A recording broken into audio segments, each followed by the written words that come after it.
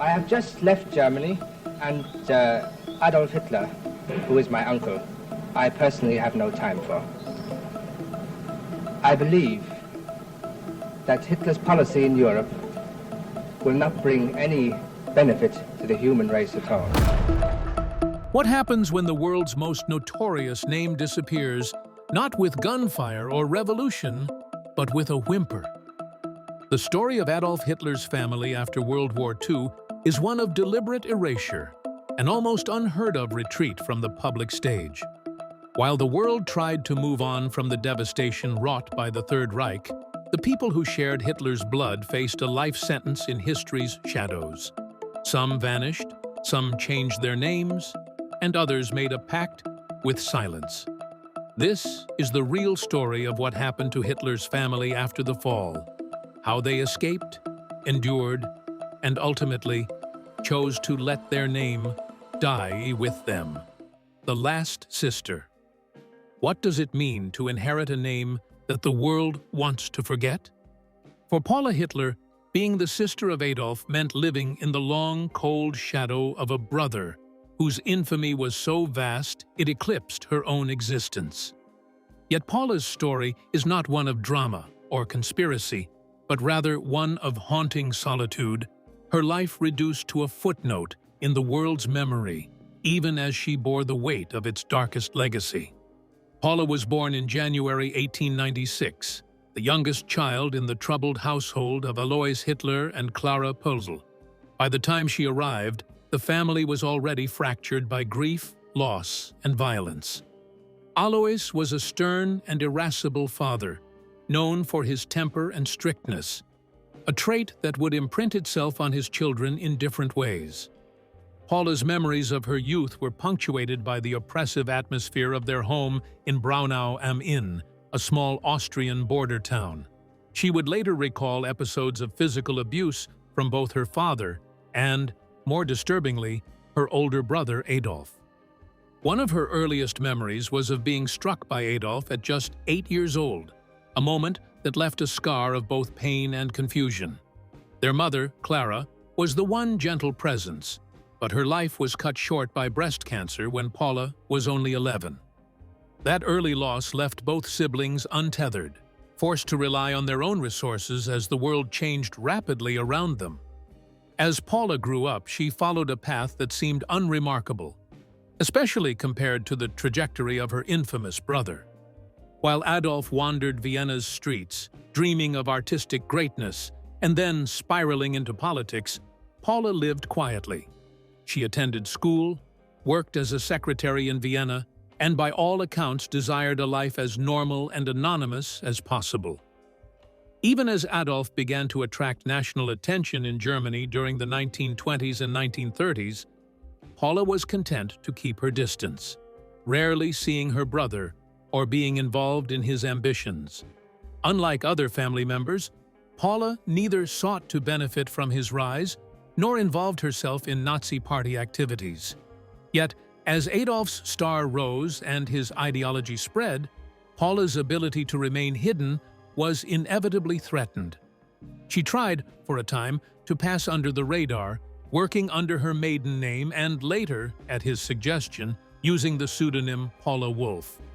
The choice was more than a matter of convenience. Wolf was a favored alias of Adolf himself, a nod to his self-mythologizing persona.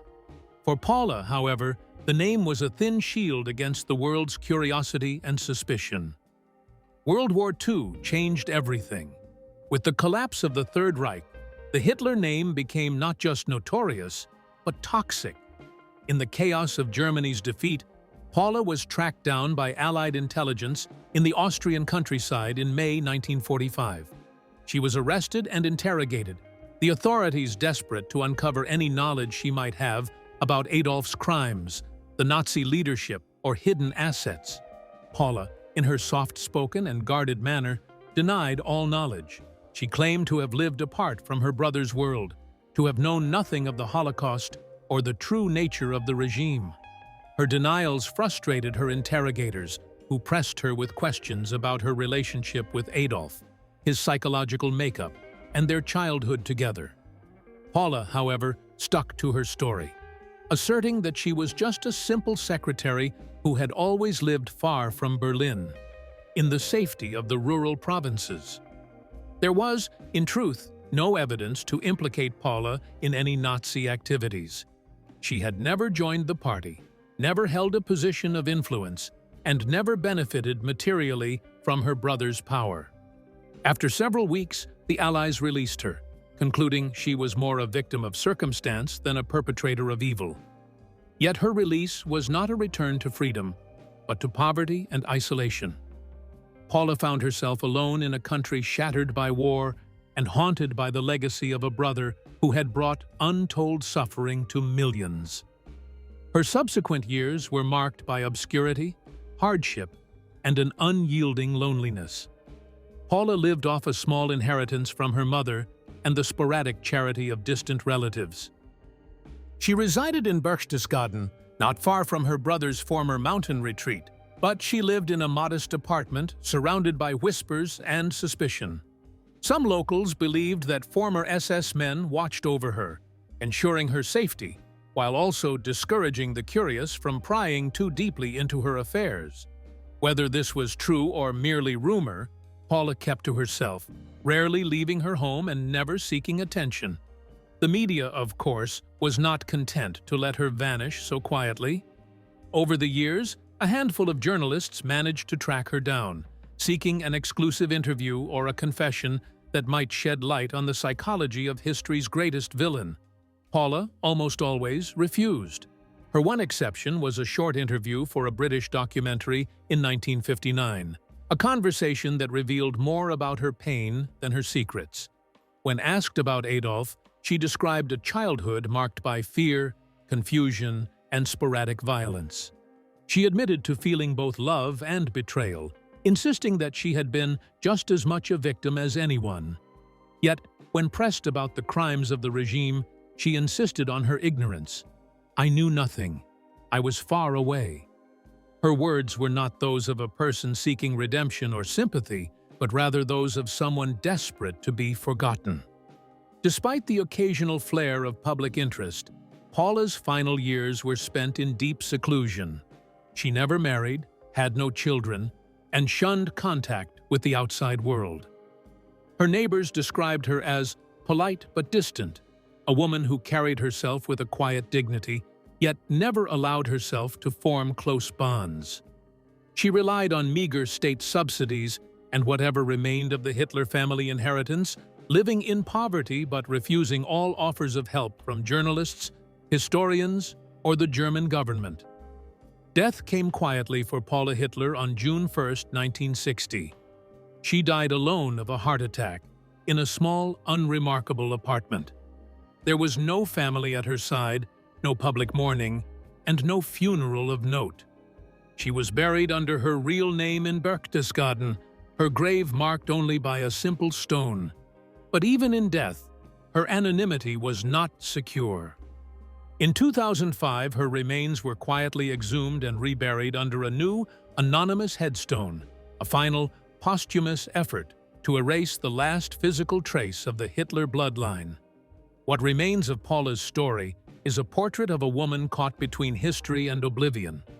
She was neither a monster nor a martyr, neither complicit nor heroic.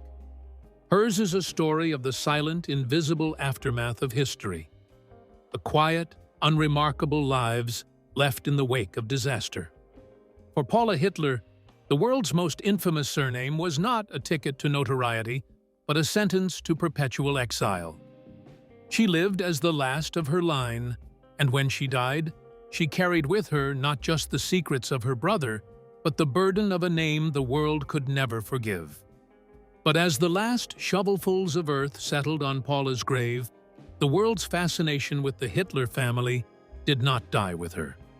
If Paula's story is one of withdrawal and isolation, what about the other branches of the Hitler family tree? Were they equally determined to retreat from the legacy that had defined their lives? Or did some seek redemption, reinvention, or even survival through other means?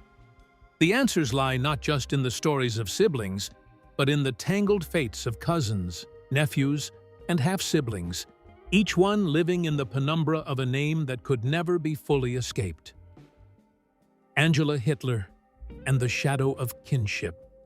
If Paula Hitler spent her life vanishing into anonymity, her half-sister Angela's path was its peculiar mirror, tangled in the heart of Adolf's private world, only to be exiled from it in the end. While history may reduce the Hitler name to a singular horror, the story of Angela reveals something far stranger. The ways in which blood ties could both protect and destroy, granting privilege one day and erasing a person's existence the next. Angela Hitler was born in 1883, the first daughter from Alois Hitler's second marriage, and almost 13 years Adolf's senior. In the rigid, tradition-steeped world of late Imperial Austria, her early years were spent under the thumb of the same volatile patriarch who haunted all the Hitler siblings. Alois was as unpredictable as he was controlling, prone to outbursts and punishments that left scars, emotional and otherwise.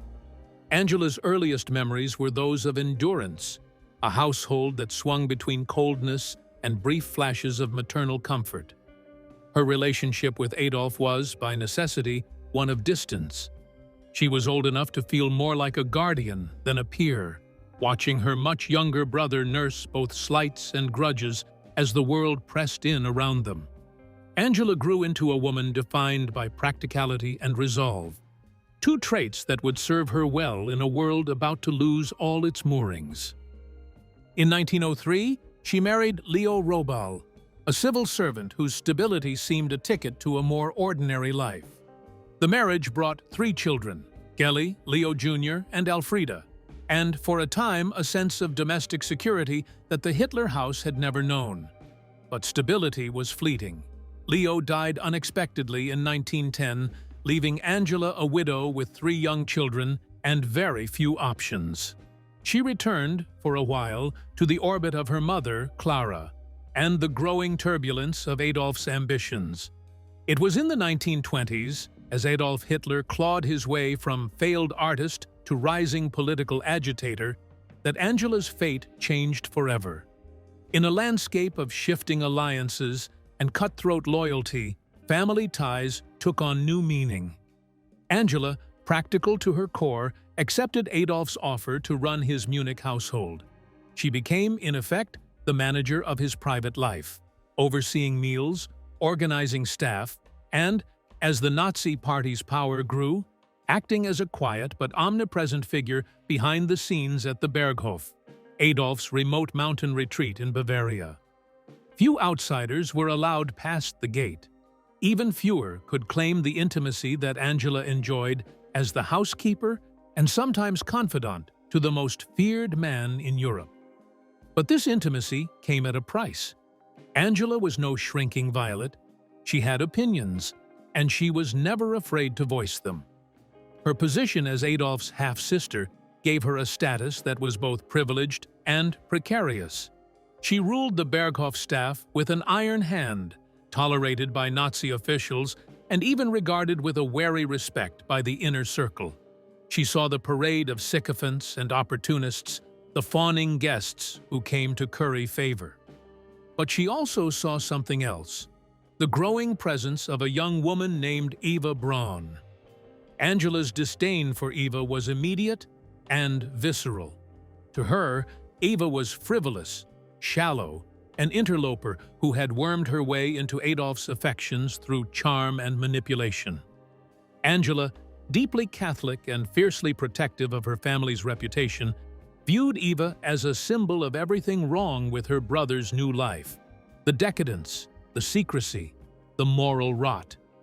She made little attempt to hide her feelings, clashing with Eva over household matters and, at times, openly criticizing Adolf's judgment. The tension between the two women simmered for years, until finally, in 1936, Angela made her move. Without her brother's knowledge or approval, Angela married Dr. Martin Hamitsch, an architect from Dresden.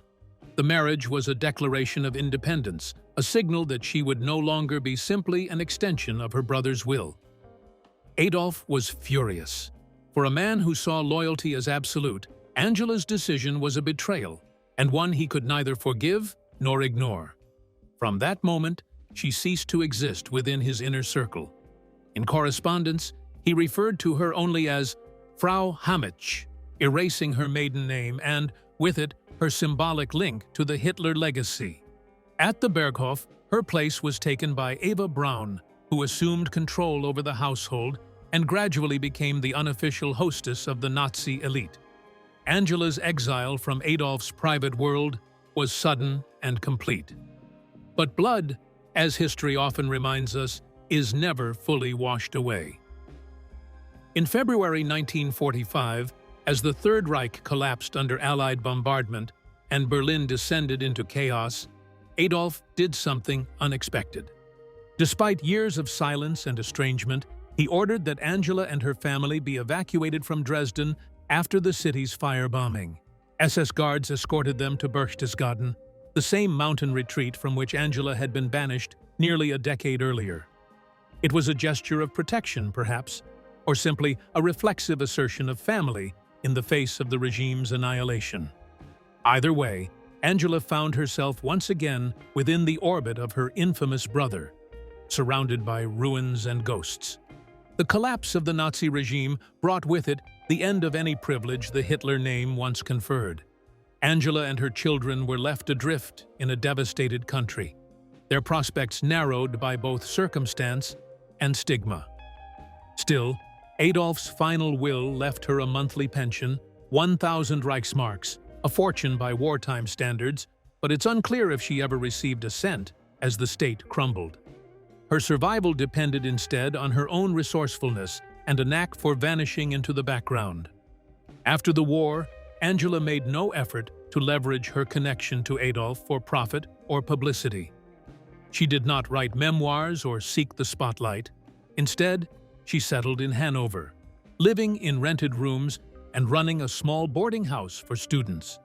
Here, she became another face in the crowd, an older woman with a stern manner and a sharp tongue, her past carefully hidden from all but her closest companions. To the end, she denied any knowledge of her brother's crimes, insisting in her final interviews that she heard only what others heard and knew nothing of the Holocaust or mass murder. Whether this was delusion, denial, or simply a strategy for survival is impossible to know. Like so many in post-war Germany, Angela's truth remains stubbornly opaque. Angela Hitler died of a stroke on October 30, 1949, at the age of 66. Her death merited no headlines, no public reckoning, and no descendants to bear the Hitler name. Her passing, like her life, was noted only in passing, a footnote in a history defined by louder and more infamous men. But Angela's story does not end with her own erasure. She left behind 3 children, Gelly, Leo Jr., and Elfriede, each one living out a fate shaped and often shattered by their proximity to Adolf Hitler. Of all her children, none looms larger in public memory than Gelly Raubal. Born in 1908, Gelly was Angela's bright and beautiful daughter, spirited and clever, who became the object of Adolf's obsession as he rose to power in Munich. Gelly's life was a strange, gilded cage. As a teenager, she moved in with Adolf, who controlled her friendships, studies, and every aspect of her daily routine. Rumors swirled about the nature of their relationship, hinting at a possessiveness that bordered on the pathological. In September 1931, at the age of 23, Gelly was found dead in Adolf's apartment, a bullet wound through her chest, fired from his own pistol. The official verdict was suicide, but speculation and conspiracy theories have persisted for decades. Did Gelly take her own life, driven to despair by Adolf's suffocating control? Or was there something even darker at play? Whatever the truth, her death marked a turning point in Adolf's personal life, a wound that never fully healed, and a secret that would haunt him until his own end. Angela's son, Leo Raubal Jr., experienced his uncle's world from a different vantage point. Born in 1906, Leo grew up as both a relative and for a time a favored guest in Adolf's Bavarian retreat. Leo served as an officer in the Luftwaffe during World War II, fighting on the Eastern Front, where the war's brutality was at its most intense. In January 1943, Leo was seriously wounded at Stalingrad and subsequently captured by Soviet forces. Adolf attempted to secure his nephew's release, even offering a prisoner exchange for Stalin's son, but the Soviets refused. Leo would spend the next 12 years in Soviet captivity before finally returning to Austria in 1955. He resumed his life in quiet anonymity, working as a teacher and engineer, marrying and having one son, Peter, who would also retreat from the public eye. Angela's youngest child, Alfreda, managed to avoid almost all connection to her uncle's regime. Born in 1910, she married a respected law professor and settled into a life of domestic obscurity in Austria. Her son, Heiner, born in the final months of the war, would grow up to live a similarly anonymous existence. No public statements, no memoirs, no children of his own. By the time Angela died, her family's link to the Hitler name was already unraveling.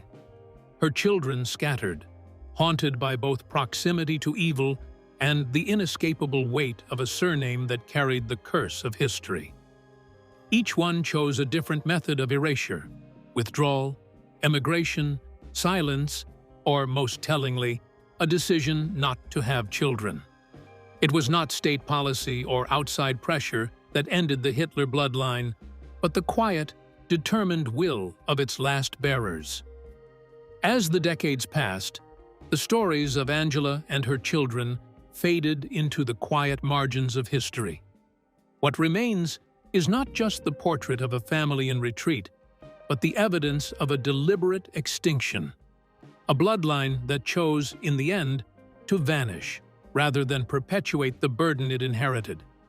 If Angela's life tells us anything, it is that the legacies of history's greatest villains do not always end with vengeance or justice.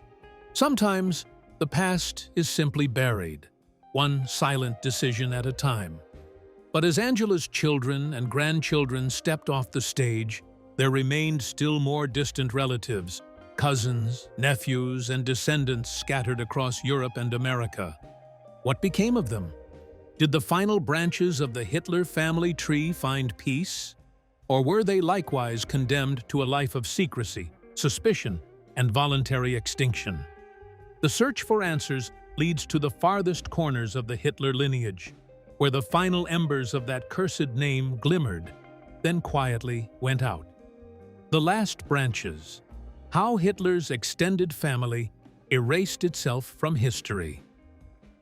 If the immediate Hitler family spent their post-war years dodging the spotlight, the fate of the more distant relatives was even stranger, twisting between continents, false names, and the relentless, suffocating weight of a legacy no one wanted. While the world demanded justice and answers for the horrors unleashed by Adolf Hitler, those who shared his blood faced a different challenge, not reckoning with the past, but erasing themselves from the future. Start with Alois Hitler Jr., Adolf's older half-brother, a man whose own story seems almost engineered to be lost. Born in 1882 to Alois Sr.'s first wife, Alois Jr. was nearly a generation older than Adolf. A restless drifter who rebelled against their father's iron hand, left home early, and bounced across Europe, chasing jobs, women, and trouble. If the young Adolf saw himself as an outcast, Alois Jr. embodied it, a man who always seemed to be fleeing something, whether creditors, scandals, or the grinding disappointment of never quite belonging. His years in Ireland, his bigamous marriages, and even a brief stint as a waiter in Liverpool painted a portrait of a man both opportunistic and unlucky. Yet for all their differences, Alois Jr. and Adolf shared a father, and for a while, that was enough to keep their fates entwined. In the 1930s, as Adolf's rise transformed the Hitler name from a rural oddity into an international curse, Alois Jr. found himself running a modest cafe in Berlin. The irony was bitter. His clientele included Nazi stormtroopers, men who toasted the regime of a half-brother who refused to acknowledge his existence. In Mein Kampf, Adolf made no mention of Alois Jr. at all, a calculated omission, or perhaps a final private act of rejection. When the war ended, Alois Jr. simply disappeared, adopting the surname Hiller and settling in Hamburg. He died in 1956, forgotten, buried in an unmarked grave. No one mourned, and soon even the location of his resting place faded into obscurity. But Alois Jr.'s shadow didn't vanish. He left behind two sons, William Patrick Hitler and Heinz Hitler, whose fates could not have been more starkly opposed. William Patrick, born in Liverpool in 1911, grew up between worlds, neither fully British nor truly German. Ambitious and shrewd, William saw the Hitler name as both curse and opportunity. In the early 1930s, he moved to Germany and attempted to parlay his blood connection into a place within the Nazi hierarchy. Adolf was unimpressed. Their relationship quickly soured, with the dictator mocking William as "my loathsome nephew," and going out of his way to block any attempt to exploit the family tie. William's turning point came just before the outbreak of the Second World War. Rejected by his uncle, he did the unthinkable. He fled to the United States and, in a public act of defiance, enlisted in the U.S. Navy under the name William Patrick Hitler. For 2 years, he served honorably as a hospital corpsman, his story making headlines in a country at war with his own blood. After 1945, William settled on Long Island, married a German-American woman named Phyllis, and took the radical step of changing his surname, first to Hiller, then to Stuart Houston, severing the last linguistic tie to his infamous uncle. Together, they had 4 sons: Alexander, Louis, Howard, and Brian. If you imagine that William's children would try to capitalize on the family name, you'd be wrong. The Stuart Houston brothers grew up in the leafy suburbs of New York, their parents determined to keep them far from both fame and infamy. They avoided the media, never wrote memoirs, and quietly made a pact, spoken or unspoken, depending on who you ask, not to have children. For the Stuart Houstons, the Hitler legacy was something to be quietly extinguished, not passed on. When Howard, the only brother to marry, died in a car crash in 1989 without children, the decision became final. As of today, the 3 surviving brothers, Alexander, Louis, and Brian, live quietly, their lives marked by privacy, silence, and a deliberate refusal to add another branch to the family tree. The other son of Alois Jr., Heinz Hitler, was not so fortunate. Born in 1920 in Germany to Alois Jr.'s second wife, Heinz grew up under the watchful, expectant gaze of a family obsessed with reputation. Unlike his half-brother William, Heinz was loyal to the Nazi regime. He attended an elite Napoleon school, destined for some future as a leader within the Third Reich, at least until the war changed everything. He was sent to the Eastern Front as a radio operator, captured by the Soviets, and died at age 21 in the grim horror of Moscow's Butyrka prison, leaving no children and no legacy but a name in a death ledger. Of course, not all the extended family lived or died in darkness. On the maternal side, the so-called Raubal line, descended from Adolf's beloved half-sister Angela, the legacy is equally complicated, equally haunted by erasure. Angela's children, as recounted earlier, included the tragic figure of Gaily Raubal, Adolf's favorite niece, whose death by gunshot in his Munich apartment remains a morbid mystery to this day. Gaily left behind no children, only rumors, and a portrait that her uncle reportedly kept close until the end. Her brother, Leo Raubal Jr., after 12 years in Soviet captivity, returned to Austria, married, and fathered a son named Peter. Yet Peter, like so many in the Hitler diaspora, never married, never had children, and shunned all publicity. Elfriede Raubal, Angela's youngest, lived a quiet life in Austria, far from the axis of history, with her son, Heiner Hager.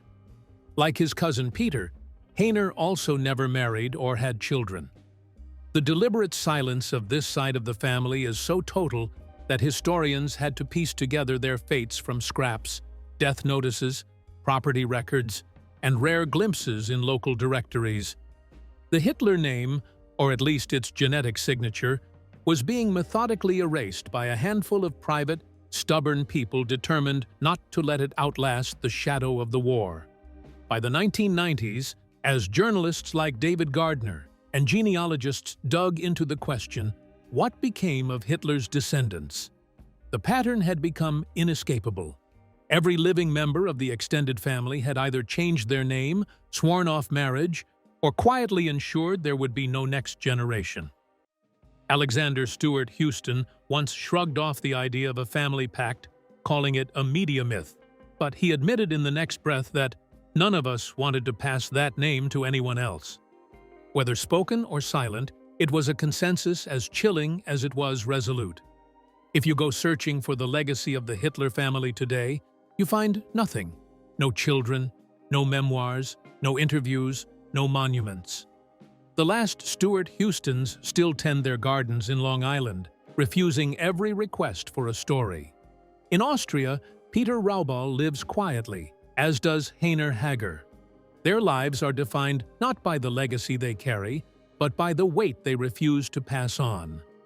As of this writing, there is no living descendant of Adolf Hitler who has produced a child.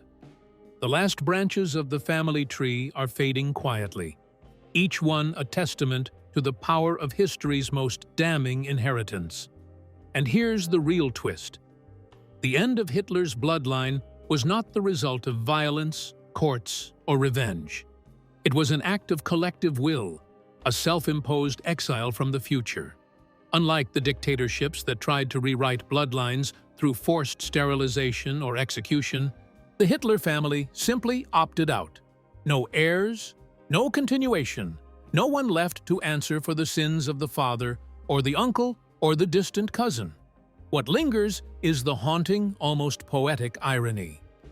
The man who once proclaimed a vision of a 1,000-year Reich, who obsessed over blood, race, and genetic destiny, whose every policy was built on the preservation and supremacy of his own lineage, left a legacy that no one wanted. The bloodline did not die in fire or gunshot, but in silence, anonymity, and the unwavering choice of 5 men to let the story end with them. The world, in its infinite fascination with monsters, often forgets this quieter tragedy, the way shame, memory, and the unspoken burden of ancestry can do what bullets never could. The name that once shattered continents now echoes only in the footnotes of genealogists and the faded ink of birth records. And as for what comes next, perhaps nothing at all. For once, history's shadow fades out, leaving only a quiet lesson about the limits of legacy, the reach of shame, and the human capacity to bury the past, one unspoken decision at a time. Thank you for watching. Don't forget to like and subscribe to our channel. See ya.